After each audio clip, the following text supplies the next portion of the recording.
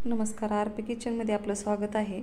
तर मी इथं आता एक कारलं घेतलेलं आहे आणि याचे एकदम पातळ असे काप करून घ्यायचे।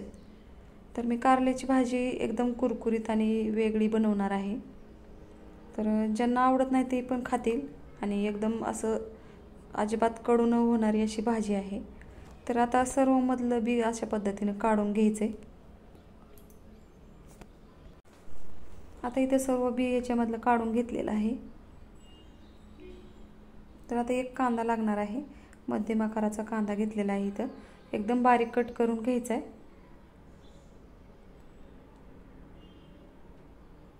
आता इथं कांदा कट करून झालेला आहे, थोडीशी कोथिंबीर पण कट करून घेणार आहे। आता इथं गॅसवर कढई ठेवलेली आहे आणि 1 चमचा तेल टाकायचे सुरुवातीला आणि एकदम कुरकुरीत असं कारलं तळून घ्यायचं याच्यामध्ये।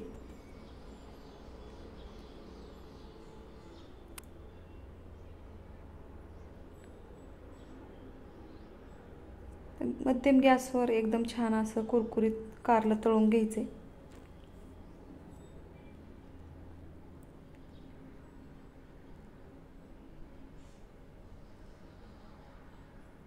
चवीनुसार मीठ टाकायचे, मिठामुळे लवकर तळलं जाते यासाठी मी थोडंसं मीठ टाकलेलं आहे आणि चिमूटभर हळद टाकायची।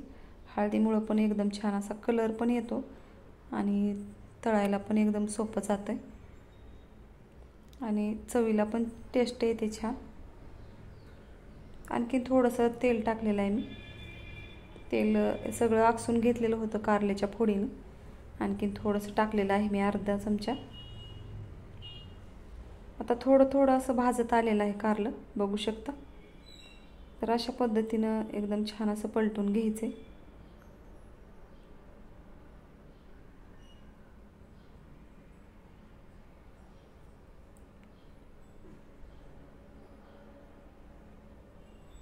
आता इथं कारलं एकदम छान असं तळून तयार झालेलं आहे आणि कुरकुरीत पण झालेलं आहे। आता एका प्लेटमध्ये काढून घ्यायचे। आता याच तेलामध्ये आता फोडणी द्यायची आहे, थोडंसं तेल टाकायचे आणि नंतर ह्याच्यामध्ये जिरे मोहरी आणि कांदा टाकायचा आहे।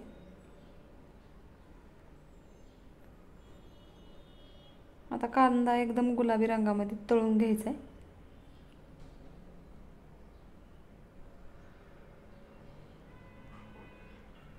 लसूण अद्रकची पेस्ट टाकलेली आहे मी आणि थोडंसं खोबरं पण आहे त्याच्यात। आता हे छान असं तळलेलं आहे, बघू शकता।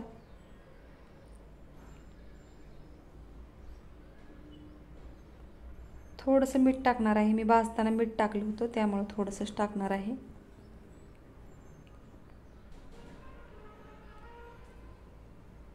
आता इथं गूळ घेतलेला आहे मी, गूळ पण 1 चमचा टाकलेला आहे।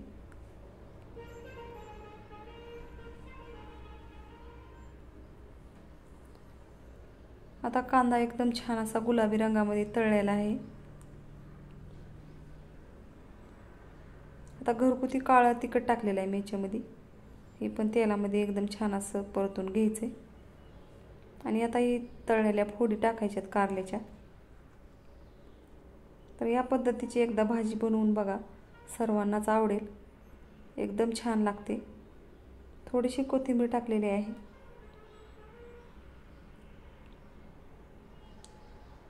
आणि आता छान असं मिक्स झालेलं आहे। शेंगदाणा कूट टाकायचे थोडासा आणि थोड्या वेळ आणखीन परतून घ्यायचे शेंगदाण्याचं कूट टाकल्यावर।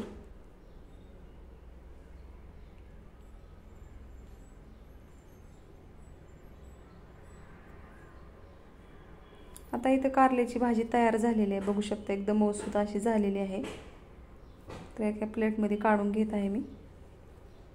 तर माझे जर रेसिपी आवडत असतील तर तुम्ही माझ्या चॅनलला सबस्क्राईब करा, लाईक करा, शेअर करा। व्हिडिओ बघितल्याबद्दल धन्यवाद।